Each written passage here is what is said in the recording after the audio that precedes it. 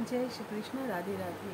আমরা জপ সঞ্জীবনী মহামন্ত্র ধ্যানের সহজ কৌশলে মাহাত্ম দাস যিনি এটি লিখেছেন তার গ্রন্থটি আজকের তৃতীয় চ্যাপ্টার আমরা পড়ব। আমি যখন জপ করি তখন জপই করি। এই সঞ্জীবনী সূত্রটি সাদামাটা শোনালেও বাস্তবে একটি অত্যন্ত গভীর। বলছে সঞ্জীবনী সূত্রের এই যেই বর্ণনাটা দিচ্ছে যে বাস্তবে আমি যখন জপ করি তখন শুধু জপই করি। এটা অত্যন্ত কি গভীর একটা বিষয়, যদিও এটা শুনতে সাধারণ লাগে। জপের সময় প্রায় বাহ্যিকভাবেই হোক আর আভ্যন্তরীণ কারণেই হোক বিপথে চালিত হয়ে আমরা পবিত্র নাম থেকে বিচ্ছিন্ন হয়ে যাই। বলছে কখনো বাহ্যিকভাবে যে কেউ কথা বলল, কেউ ডেকে দিল, বা কোনো ফোন এলো, বা কোনো আর্জেন্ট কোনো অতিথি চলে এলো, বা কোনো বাহ্যিক কারণেই হোক, বা আভ্যন্তরীণভাবে মন চঞ্চল হচ্ছে, তো যে কারণেই হোক না কেন পবিত্র যে আমরা নাম করছি সেটা থেকে আমরা বিচ্ছিন্ন হয়ে যাই। আমরা জপ প্রশিক্ষণের পিছনে যা কিছু নীতি নিয়ম আমি শিক্ষা দিই তার সব কিছুই এই আমি যখন জপ করি তখন জপই করি এর মধ্যে সমন্বিত রয়েছে।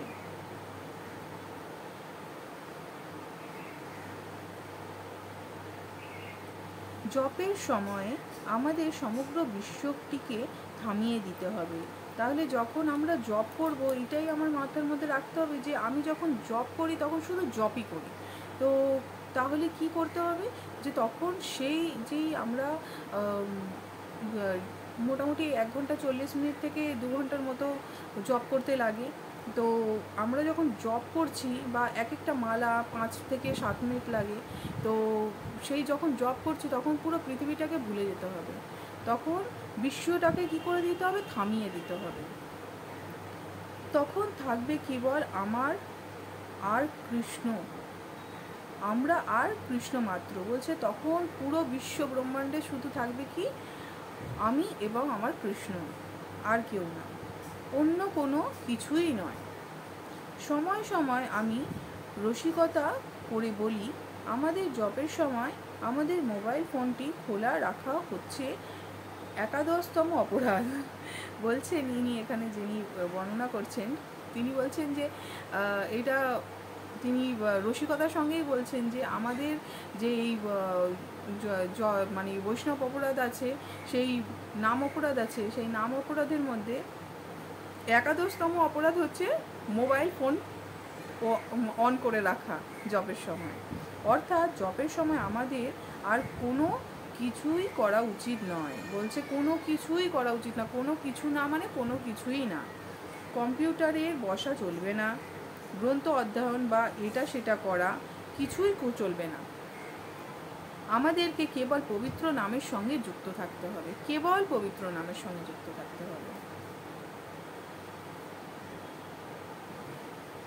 বাহ্যিক বিচ্ছিন্নতাগুলি থেকে মুক্ত হলে আভ্যন্তরীণভাবে অন্য কোনো কিছুর কথা চিন্তা করাও বন্ধ করতে হবে। বলছে শুধু বাহ্যিকভাবে আমরা যে মোবাইল চালাবো না বা কেউ কারোর সঙ্গে কথা বলবো না সেটা না, আমাদের আভ্যন্তরীণভাবে আরও বেশি করে সচেষ্ট হতে হবে। কোনো কিছু চিন্তা করা যাবে না, সব চিন্তা বন্ধ করে দিতে হবে।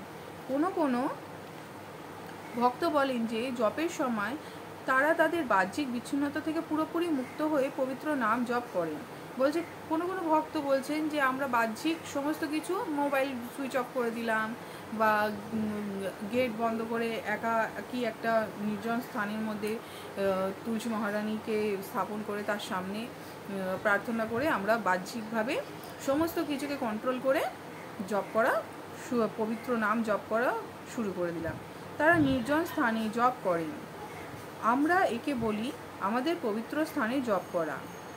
নির্জন স্থানে মানে কি একাকিত্বভাবে নির্জন স্থানে জপ করাকে বলা হচ্ছে পবিত্র স্থানে জপ করা। কিন্তু যখন আমরা জিজ্ঞাসা করি তারা কি আভ্যন্তরীণ পবিত্র স্থানও সৃষ্টি করেছেন কিন্তু যখন তাকে জিজ্ঞাসা করা হয় যে তুমি কি আভ্যন্তরীণভাবেও একটা পবিত্র স্থান সৃষ্টি করেছো ভগবানের থাকার উপযুক্ত, প্রায় সময় উত্তর আসে না।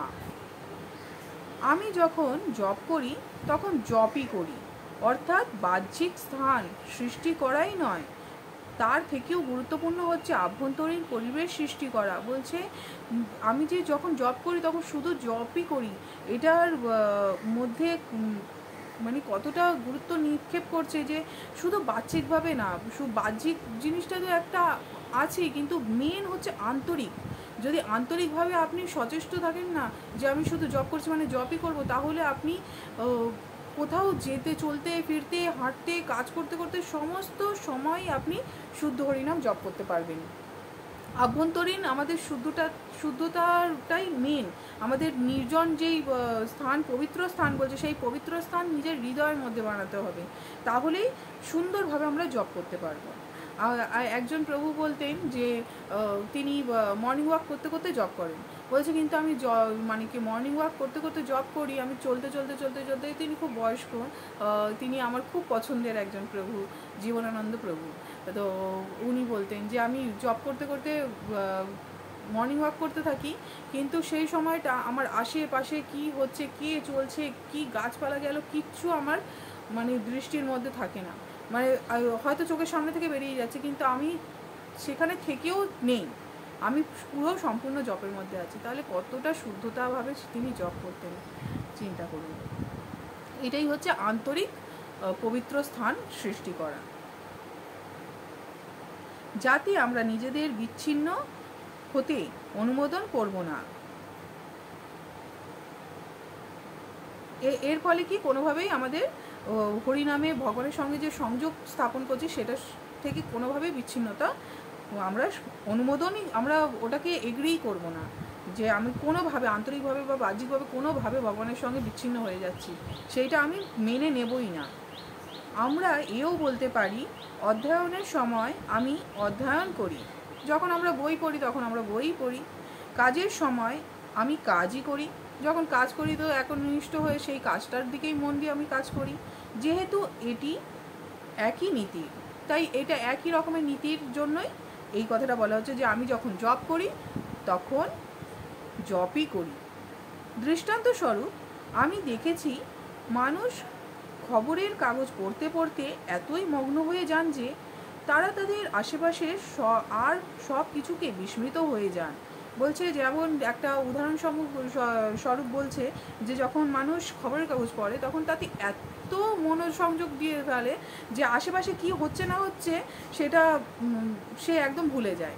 যেমন আপনি যখন 3 ঘন্টার সিনেমা দেখতে যাচ্ছেন তখন আপনি সমস্ত কিছু ভুলে যান, আপনার কি হয়েছে, কি হচ্ছে, কি হতে চলেছে, সব কিছু ভুলে গিয়ে ওই সিনেমার প্রতি একদম ফোকাস হয়ে থাকে মন।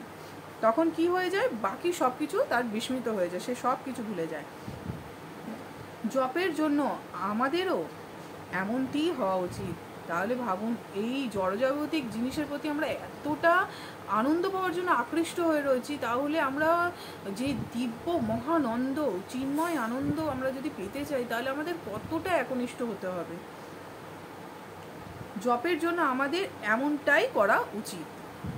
জপের সময় আমরা চাইব সম্পূর্ণরূপে জপেই মগ্ন হতে, বাহ্যিক অথবা আভ্যন্তরিক অন্য কোনো কিছুতেই নয়। বলছি একমাত্র জপেতেই আমরা সম্পূর্ণভাবে মগ্ন থাকব, আভ্যন্তরিক হোক কি বাহ্যিক হোক কোনো কিছুতেই আমরা অন্য কিছুই আমরা ভগবানের দিব্য নামের সঙ্গে আমাদের যে সংযোগকে বিচ্ছিন্ন করে দেবে সেটা আমরা কোনোভাবেই হতে দেব না। জয় শ্রীকৃষ্ণ, রাধে রাধে।